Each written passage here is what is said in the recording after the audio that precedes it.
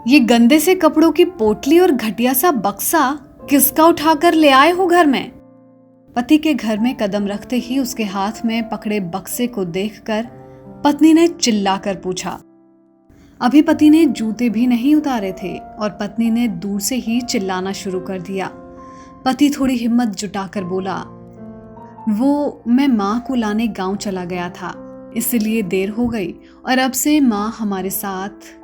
इसके आगे पति अपनी बात पूरी करता उससे पहले ही पत्नी ने उसकी बात काटते हुए जोर से कहा, क्या कहा? माँ को यहाँ लाए हो? हिम्मत कैसे हो गई तुम्हारी इतनी? ये तो तुम्हारे भाइयों के साथ रह रही थी ना, अचानक क्या तकलीफ आ गई कि इधर आ टपकी? माँ दरवाजे के बाहर खड़ी सब सुन रही थी और ऐसी बातें सुनकर माँ की आंखों में आंसू आ गए। वो रो पड़ी। पत्नी इतनी क्रोध में थी कि माँ की तरफ एक बार भी नहीं देखा। तभी पति बोला, तुम समझती क्या हो? अभी इन्हें मेरे भाइयों के पास नहीं छोड़ा जा सकता। पत्नी फिर से चिल्लाई और बोली, यहां पैसे पेड़ पर नहीं उगते जो तुम माँ को इधर ले आए हो। तुम जितने पैसे देते हो उतने में मेरा खर्च भी नहीं निकलता, तो माँ की देखभाल कैसे करोगे? पति और पत्नी के बीच बहुत ज्यादा बहस होने लगी। तभी पति ने कठोरता से ये कह दिया, अब माँ हमारे साथ ही रहेगी, चाहे तुम्हें जो कहना है कहो।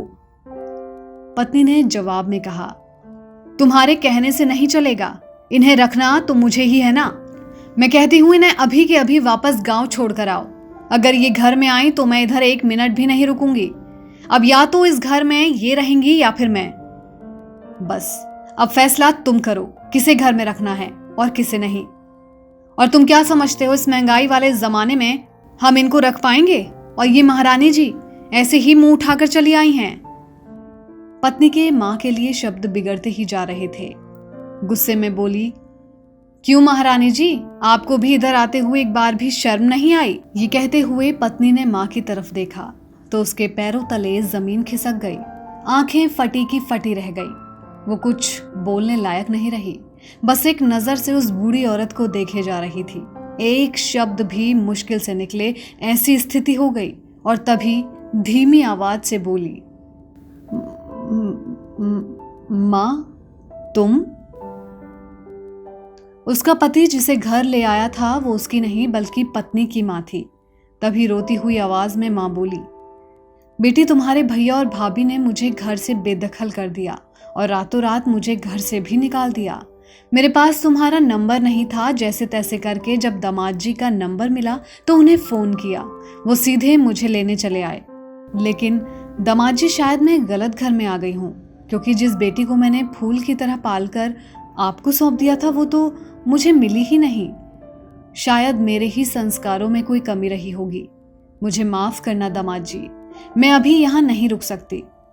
जिस घर में माँ का ऐसा अपमान होता है वहाँ एक पल भी रहने से अच्छा है कि मैं सड़क किनारे रह लूँ और वहीं अपना गुजारा कर लूँ।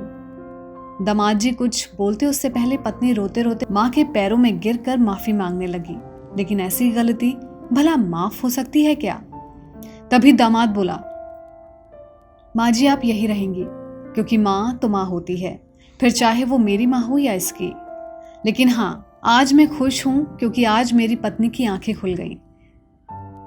दोस्तों, ऐसा कहा जाता है कि यदि ईश्वर भी माँ का कर्ज चुकाने की कोशिश करे तो वो भी कंगाल हो जाए। सब कुछ होगा तुम्हारे पास पर सुकून नहीं होगा, क्योंकि सुकून तो माँ के आंचल में होता है और उसके आंचल की ममता को कभी भी आंसू के रूप में बिखरने मत देना।